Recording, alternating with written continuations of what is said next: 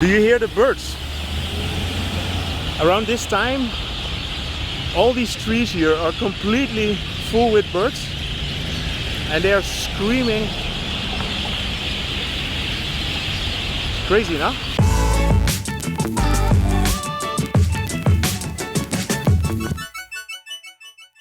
So good evening from Bangkok. Today I'm gonna walk through Langsuan. I'm in a very good mood and I'm very happy because I have a new camera, a new phone. So let's see how the picture quality is gonna be compared to the other one.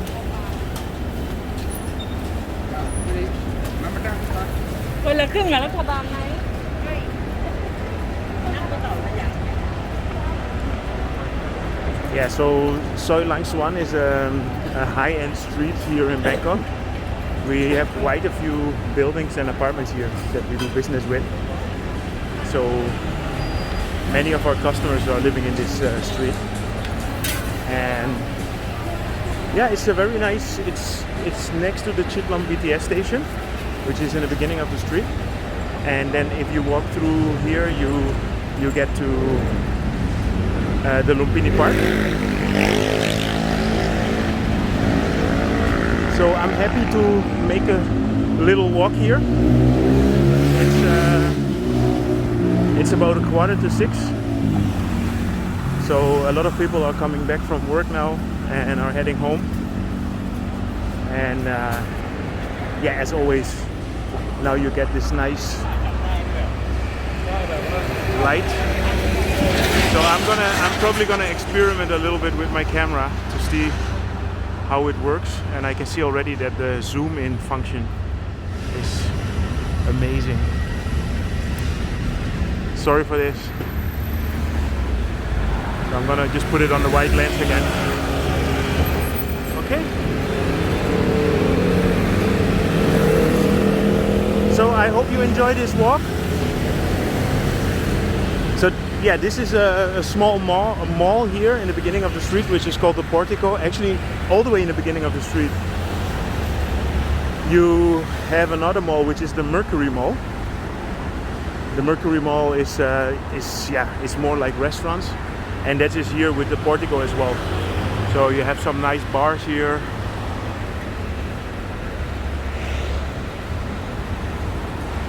The Lemon Farm, I see. The Beer Bridge.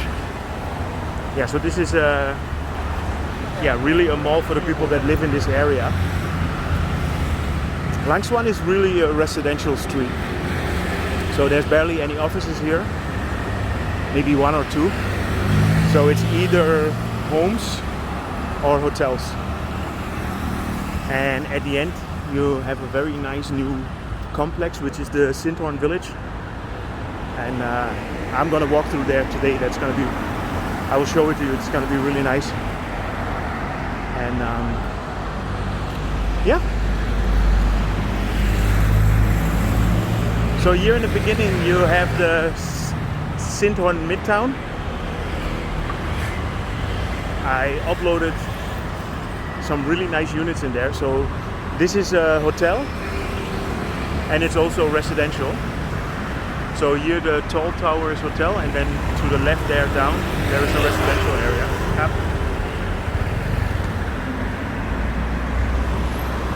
Yep. This one opened in May, I think, this year. So it's brand new. They have an amazing pool. The pool is up there. And we actually got an invitation for an opening there next week. So we might go there, but we're not sure if we have time for it. So let's move on. Cape House, very nice apartment building. You know, it's funny when I walk through an area like this, I'm always thinking about what client is living in what building. You say, oh yeah, that's that one. Oh, there's that one. That's always funny. I mean, after 7 years, we did put quite a few people in condos and apartments here. And yeah, I mean, also if you think about this street and this whole area, Because I see always remarks online on Facebook and everywhere that people say, why is it so expensive? I mean, these are all expensive apartments and they're all rented out. So, not all of course, but they wouldn't build so many expensive apartments if there was not a market for it, right? So this is probably a very different Bangkok than if you compare it, for example, with Onut or other areas like Ari. This is the Hotel Muse, but I see it looks a little bit closed, but I'm not sure. I'm not gonna say it's closed because I already made that mistake before. And but here on the roof you have an amazing rooftop. If everything's open again and you come to Bangkok, definitely try the rooftop at the Muse. You have a really cool view of the Planchit area. 100% recommendation from the global travel makers.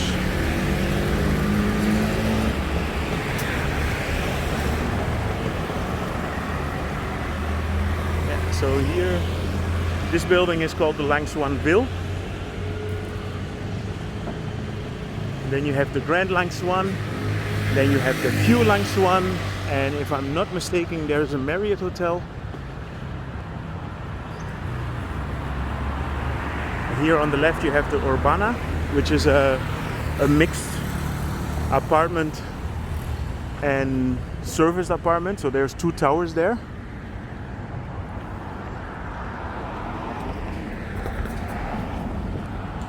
Here you have some nice restaurants. There used to be a Crepes & Co in here, but I'm not sure if it's still there. No, I think it's closed. Used to be in the back there. Crepes & Co was a kind of restaurant where you could get crepes. You know, the good French crepes. And the original Crepes & Co, the really nice one, was in Soi 10, but unfortunately they closed down because there was construction coming. And then after that they opened a few restaurants. I remember one in Thong Lo, one here, but I'm not sure what's still open here. So here, the Q Langsuan, and yes, the Marriott, I was correct. Then here you have a center point. There's a few center points in Bangkok and they're all kind of service apartments.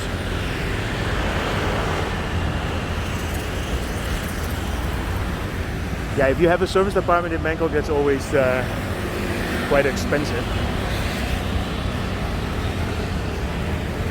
Then here the Duchess. I saw that it's a series on Netflix as well. You think they sponsored it?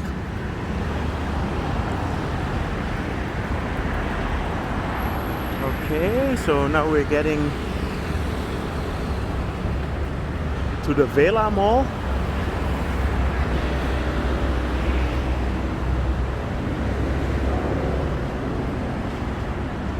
And here in front is the Kimpton Maa-Lai.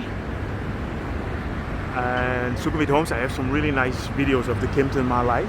And there on the top floor you have, I have to think, I'm not sure about the name, but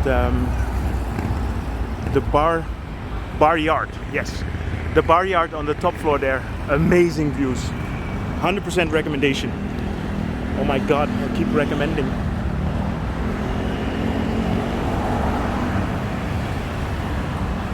Oh, I think the picture is a lot nicer than what I made with my other phone. So I think I'm gonna be able to provide much better quality videos from now on.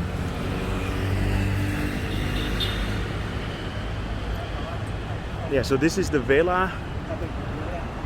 Yeah, you could call it a mall. But this is mainly a restaurant area. So I'm getting to the end of the street now already.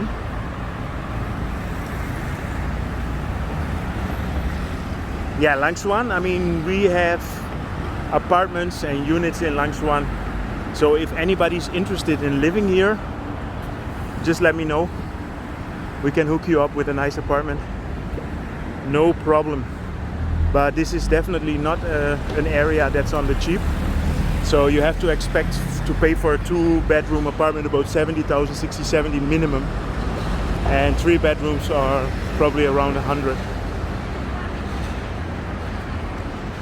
And yes, even now during COVID, the prices can go down a little bit, but most owners there, they are wealthy and they don't really care too much if their apartment is empty for a while. And this is not a sales pitch, this is just, I'm just telling you the experience that we have at the moment.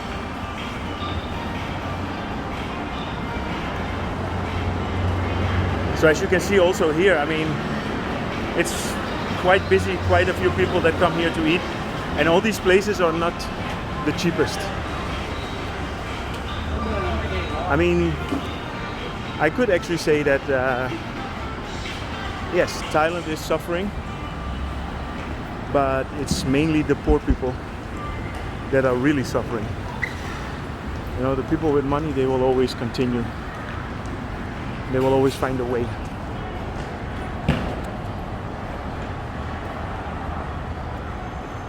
Okay, so this is the Peng Seng building.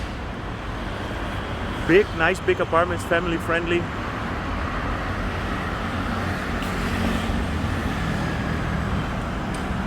I have to stay away from these bright lights.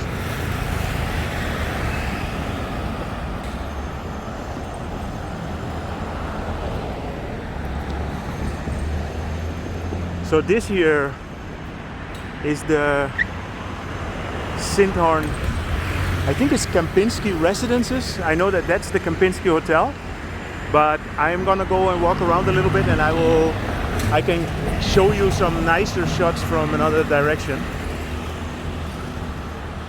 This is a building, if I'm correct, it's called the M, which is under construction already for quite a while.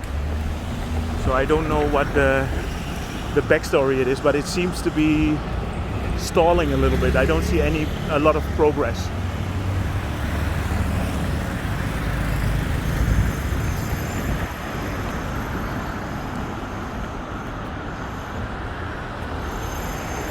Yeah, so here's a very big open space over there. So I'm not sure what the plan is with that area, but I can imagine that there's gonna be construction.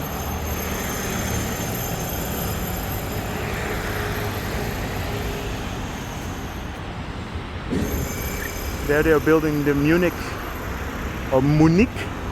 Langsuan.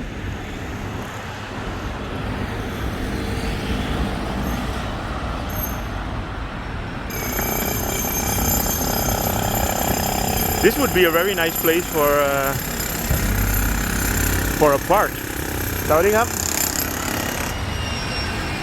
Up. See these guys working very hard now.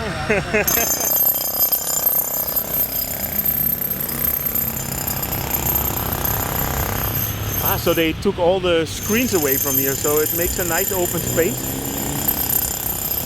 Okay, this is an American restaurant called the Smoking Pot. You're looking for some good American food, go there. A lot of people from the embassy go there, from the American embassy, which is around the corner from here.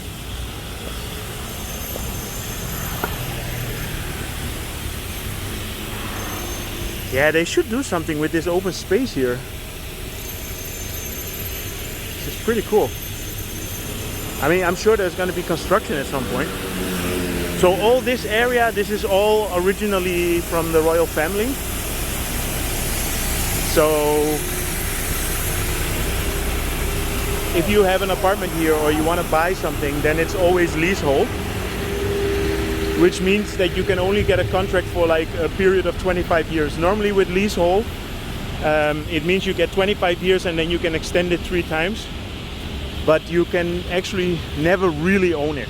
You can never be the owner of the property. And the reason is because they want to just keep it for themselves. So the period that you lease it. I mean, if you lease it for 75 years and you just live there yourself, of course, then yeah, it's almost like paying rent. But you can rent it out and you can make money in that way. But a lot of people are not so into leasehold. I mean, if you have a freehold, then you own it and your children can get it after you pass away. So that's better for the future. So this is Lumphini Park in front here. But I'm not gonna go to Lumphini Park, I'm gonna walk here. Do you hear the birds? Around this time, all these trees here are completely full with birds. And they are screaming. Crazy, no? They're having their own symphony.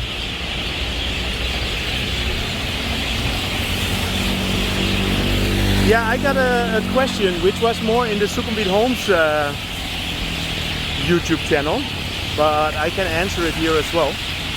So somebody was asking if it's possible to own, if it's possible to buy a home in Thailand. And it is possible, but it's only possible if you are, you really have to bend the rules by making a company, and basically as a private person, a foreigner is not allowed to own land in Thailand. So if you want to purchase land, always 51% has to be Thai. This is the same with a business. Like I have my business, but 51% of my business is owned by a Thai person. So I can only own 49. And this is just to protect Thailand for not selling out. And but this is for a piece of land. But for example, if you have an apartment building or a condominium, hello. Okay. If you have a condominium building, then 49% of the owners in the building, so 49% of the apartments you can actually own it as a foreigner. Because then still 51% is Thai. So there's like a loophole how you can buy apartments here. Yeah, so a house, very difficult, not on your private name. If you make a company, which is 51% owned by a Thai person, yes, you can buy a home on name of the company. So that is how some people do it.